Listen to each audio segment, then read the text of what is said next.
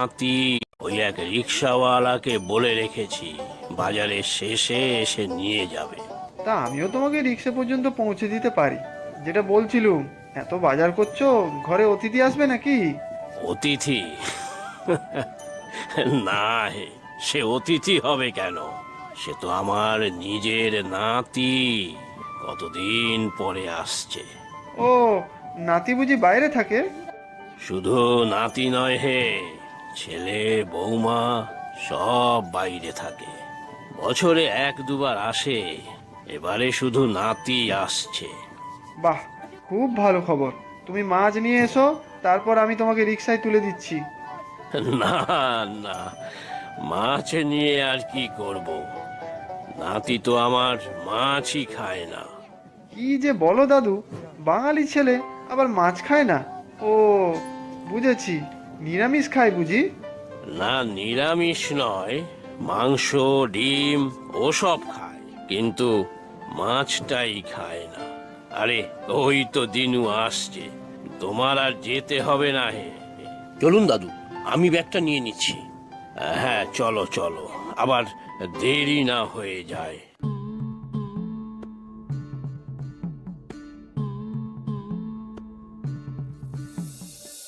তা ছোট দাদাবাবু আসবে কখন? বাবলুর কথা বলছো? তা সে আসতে দুপুর তো হবেই। কলকাতা থেকে ট্রেনে রওনা দিয়েছে। সেই কতদিন পরে আসছে, এখন তো হয়তো চিনতেই পারবে না।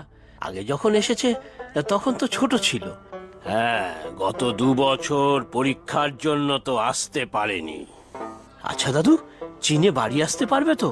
তা তো বলতে পারছি নে। এক কাজ করব দিনু, তুমি আর আমি দুজনে স্টেশনে চলে যাব। বাবলুটা আসলে একেবারে রিক্সা করে নিয়ে যাব।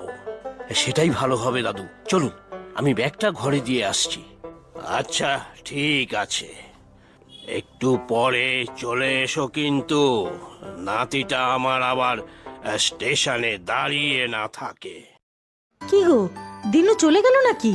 হ্যাঁ, একটু পরে আবার তো আসবে, স্টেশনে যেতে হবে তো। ওকে দিয়ে একটু ভালো মিষ্টি আনাতাম, সবই জোগাড় করে রেখেছি, তবে মিষ্টির কথাটা আর মনে ছিল না। সে আমি স্টেশনের পাশের দোকানটা থেকে নিয়ে নেব না হয়। তা বা নাতিটার শোয়ার ঘর রেডি তো?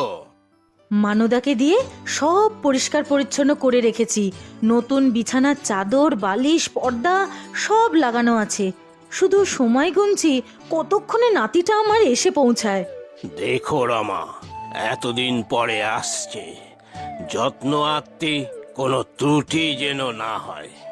আরে না না, সে তুমি চিন্তা করো না। আচ্ছা, ছেলে বৌমা কেন এলো না বলো তো? তারা ব্যস্ত নিশ্চয়ই, তবে নাতিটাকে তো পাঠিয়েছে।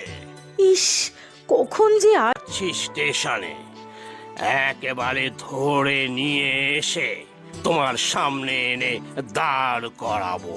সত্যি গো, খুব আনন্দ হচ্ছে আমার। ছেলেটা সে ছোটবেলায় এসে সারাক্ষণ আমাদের দুজনের কাছেই তো থাকতো বলো। হ্যাঁ, তবে এখন তো বড় হয়েছে, কতটা কি পরিবর্তন হয়েছে তাকে জানে। মাঝে মাঝে একটু ভয়ও করছে জানো তো। আরে না না, আমাদের বাবলু দেখো ঠিক আগের মতোই থাকবে। তুমি স্নানটা করে তারপরে যাও বুঝলে, ফিরলে দুজনকেই একসাথে খেতে দিয়ে দেবো। যাও যাও। ও দিনু, এসে গিয়েছিস বাবা?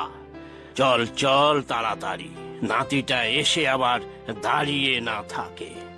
না গো দাদু, শহর থেকে ট্রেন আসতে তো অনেক দেরি আছে, আমরা আগেই পৌঁছে যাব। ও মা, এ আবার কি? আপনার নাতির জন্য দেশি মুরগি কাটিয়ে নিয়ে এলাম দাদু। বাহ, এটা তো ভালো বুদ্ধি করেছিস। কত হলো বলতো? সে নিয়ে নেব পয়সা, আমি ঠাকুমাকে দিয়ে আসি আগে। আচ্ছা ঠিক আছে। রমা দেশি মুরগিটা খুব ভালো রান্না করে। খোকা ছোটবেলায় দেশি মুরগির ঝোল খেতে কত ভালোবাসতো, নাতিটাও নিশ্চয়ই ভালোই খাবে। কি রে রূপা, মাংসটা ধুয়ে দিলি রে? হ্যাঁ মাসিমা, হয়ে গিয়েছে, দিচ্ছি। আপনি বানাবেন নাকি আমি করে দিচ্ছি? না রে বাপু, নাতি আসছে আমার, নিজের হাতে রান্না করে খাওয়াবো তো। সত্যিই মাসি, খুব আনন্দ হচ্ছে তো তোমার। আমার ছেলেটাও তো বাইরে কাজ করে, যখন বাড়ি ফেরে তখন মনে হয় দুনিয়ার সব কিছু রান্না করে খাওয়াই। তোর ছেলে আবার কবে আসবে রে রূপা? এবার একবার আমার এখানে নিয়ে আসিস তো, কতদিন দেখিনি। আচ্ছা মাসিমা, নিয়ে আসবো। বাইরে কারখানায় মজদুরির কাজ করে তো, তাই ছুটি বেশি পায় না। তা তোমার নাতি কতদিন থাকবে গো? সে তো জানি না বাপু, একাই তো আসছে, আগে তো ভালোভাবে এসে পৌঁছাক, তারপর জেনে নেব। তোমাকে তো খুব ভালোবাসতো, সব সময় তোমার চারপাশেই ঘুরঘুর করতো। সে তো তার বাপও করতো, আর এখন মায়ের কথা তার মনেই থাকে না। আমার কি, আমিও ভাবি না তাদের কথা, তবে নাতিটার কথা রোজ মনে করি জানিস। তোদের কর্তাবাবুও, নাতি অন্ত প্রাণ তার, আসবে শুনেই তো নাওয়া খাওয়া সব মাথায় উঠেছে। তা ঠিক, দিনের মধ্যে কতবার শুধু বাজারেই যাচ্ছেন। ঘর ভর্তি যা বাজার এসেছে, তাতে বিয়ে বাড়ির ভোজও হয়ে যাবে। তা যা বলেছিস, শুধু দেশি মুরগিটাই বাকি ছিল, দিনুর কল্যাণে সেটাও হয়ে গেল। এবার সে এসে কতটা কি খায় সেটাই আসল। বাইরে থাকে, এসব তার আবার মুখে রুচলে হয়? হ্যাঁ, সেটাও হতে পারে। ঘোষ বাড়িতে যে কাজ করতে যায় না, ওদের মেজ ছেলেটাও বিদেশে থাকে। এসব দেশি রান্না সে মুখেও তোলে না। পড়াশোনা শিখিয়ে মানুষ করলাম, তারপর সে এখন বাবা মাকে ভুলে বিদেশেই পড়ে রয়েছে। সব বাবা মায়েরা এখন একা একা পড়ে রয়েছে এই দেশে, জানিস। কি আর করবে বলো, সবই। দেখো দাদু, ট্রেনে করে জানলার ধারে বসে রাস্তা দেখতে দেখতে চলে এলাম। চলো চলো, বাড়িতে ঠাম্মা যে অপেক্ষা করছে। ওরে দিনু, দাদু ভাইয়ের থেকে ব্যাগগুলো নে। দাদু, ব্যাগগুলো রিকশায় তুলে দেই, চলো তুমি আর আমি হেঁটে হেঁটে গল্প করতে করতে যাই।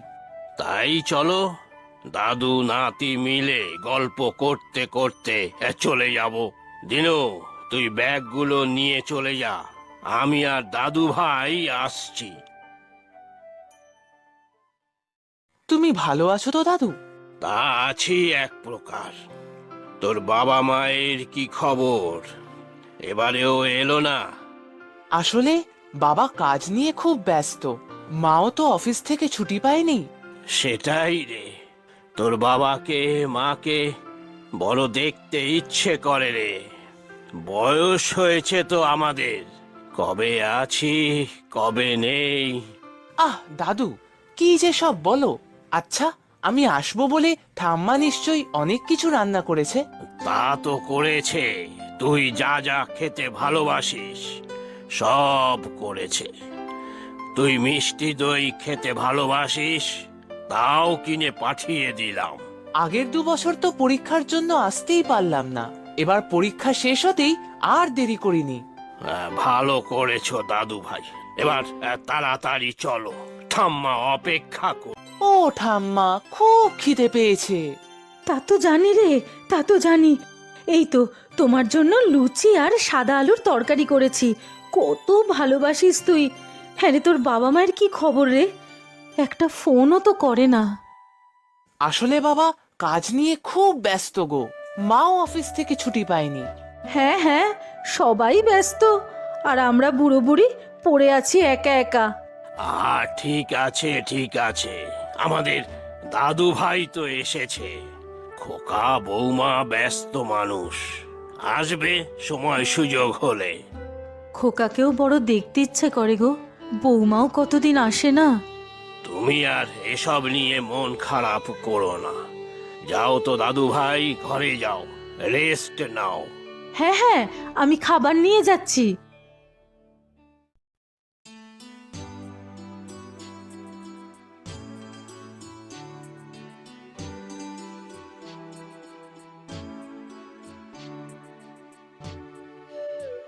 এই নে, তারপর যা স্নান করে আয়। এবার কিন্তু এসেই পালাই পালাই করবি না, অনেক দিন থাকবি কিন্তু। ও ঠাম্মা, সেই যে তুমি বলেছিলে সমুদ্র দেখতে তোমার খুব ইচ্ছা করে, মনে আছে? ও বাবা, মনে আছে তোর? সেই ছোট্টবেলায় তোকে নিয়ে, খোকা বৌমাকে নিয়ে সবাই একবার পুরী গিয়েছিলাম। খুব মজা হয়েছিল। মনে হয় কত যুগ আগেকার স্মৃতি। তারপর তোরাও সব শহরে চলে গেলি, আর আমরা দুজনে এখানে পড়ে রইলাম।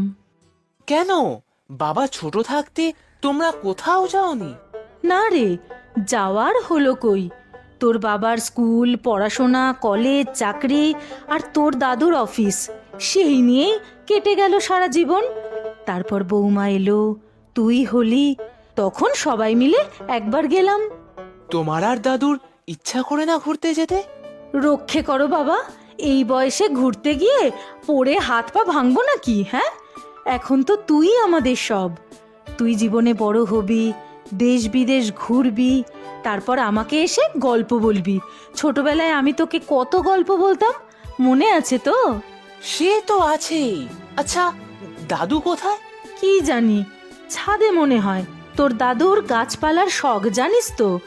এখন ধীরে ধীরে ঠান্ডা পড়ছে, একটাও কথা শোনে না। সকাল হতে না হতে ছাদে চলে যাবে। আচ্ছা, আমি গিয়ে ডেকে আনছি। না, তুই খেয়ে নে, তারপর যাবি। খোকাকে বলে দে পৌঁছে গেছি, সেটা বলে দে। তার তো আর বাবা মায়ের কাছে আসার সময় নেই। কি তখন থেকে খুঁজছো বলো দেখি? আমাদের গরম জামাগুলো কোথায় বলো তো দেখি। কেন, এত রাতে আবার গরম জামা দিয়ে কি করবে? ঠান্ডা লাগিয়েছো নাকি? আরে না না, সামনে শীত আসছে, তাই ভাবছিলাম। আমি কাল সকালে সব বার করে দেব। এখন শুয়ে পড়ো দেখি, যাও, রাত হয়েছে অনেক।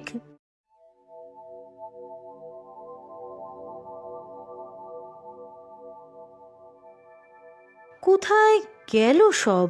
রনিও ঘরে নেই, রনির দাদুও ঘরে নেই, ছাদেও নেই। আমার উঠতে একটু দেরি হয়েছে, সেই ফাঁকে দুজনেই বেরিয়ে পড়েছে।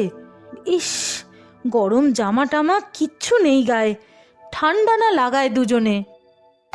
ওই ওই এলো মনে হয়। খুব বকুনি দেব দুজনকে।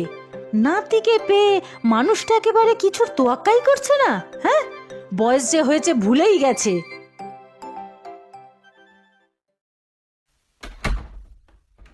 এ কি তোরা? আমি ঠিক দেখছি তো? কেমন আছো মা? ও মা, দাঁড়িয়ে কেন? চলো ভিতরে চলো। আমার আমার যে বিশ্বাসই হচ্ছে না। তোমরা তোমরা এসেছো? সত্যিই এসেছো নাকি আমি ভুল দেখছি? হ্যাঁ মা, চলো ভিতরে, সব বলছি। চল চল, এসো বৌমা, এসো এসো এসো। আমাদেরকে নিয়ে এলো সেটা তো দেখো।